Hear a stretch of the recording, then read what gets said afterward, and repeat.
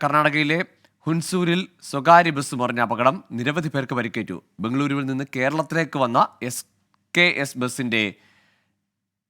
S ട്രാവൽസിന്റെ ബസ്സാണ് അപകടത്തിൽപ്പെട്ടത്.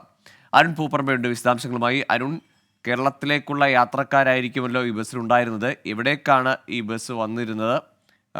ഈ പരിക്കേറ്റവരെ ഇപ്പോൾ ഏതൊക്കെ ആശുപത്രികളാണ് പ്രവേശിപ്പിച്ചിരിക്കുന്നത്? ഗോകുൽ, അർദ്ധരാത്രി 12 മണിക്ക് മൈസൂരിൽ നിന്നും 20 കിലോമീറ്റർ അകലെയുള്ള ഏകദേശം 20 കിലോമീറ്റർ അകലെയുള്ള ഹുൻസൂരിൽ വച്ചാണ് ഈ അപകടം ഉണ്ടായിട്ടുള്ളത്. ബംഗളൂരുവിൽ നിന്ന് മലപ്പുറം പെരിന്തൽമണ്ണയിലേക്ക് പുറപ്പെട്ടിട്ടുള്ള ബസ്സാണ് അപകടത്തിൽപ്പെട്ടത്.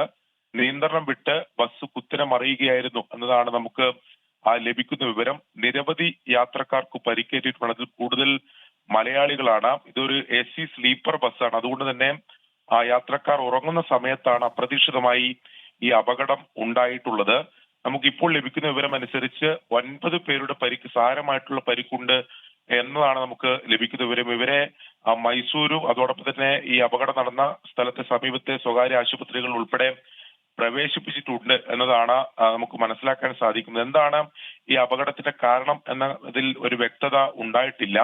രാത്രി 12 മണിയോടെയാണ് അപകടമുണ്ടായത്. പിന്നീട് സമീപത്തുള്ള നാട്ടുകാരും പോലീസും ഉൾപ്പെടെ എത്തിയാണ് ഈ രക്ഷാ പ്രവർത്തനവും ഇവരെ ബസ്സിൽ നിന്ന് പുറത്തിറക്കി ആശുപത്രിയിലേക്കൊക്കെ കൊണ്ടുപോവുകയും ചെയ്തിട്ടുള്ളത്.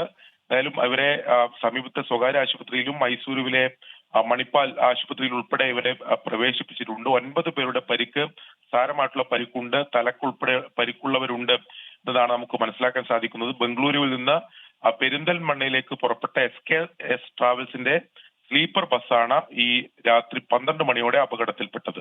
ഗോകുൽ, ശരി. ബംഗളൂരുവിൽ നിന്ന് മലപ്പുറത്തേക്ക് വരികയായിരുന്ന ബസ്സാണ് അപകടത്തിൽപ്പെട്ടത്. കൂടുതൽ യാത്രക്കാർ മലയാളികളായിരുന്നു. ഏതാണ്ട് 9 പേർക്ക് സാരമായ പരിക്കുകൾ ഏറ്റിട്ടുണ്ട്. ഇന്നലെ രാത്രി 12 മണിക്ക് ശേഷമാണ് ഈ ഹൻസൂരിൽ വെച്ചിട്ട് ഈ അപകടം സംഭവിച്ചത്. അരുൺ പൂപ്പറമ്പയാണ് വിവരങ്ങൾ നൽകിയത് ബംഗളൂരുവിൽ നിന്ന്.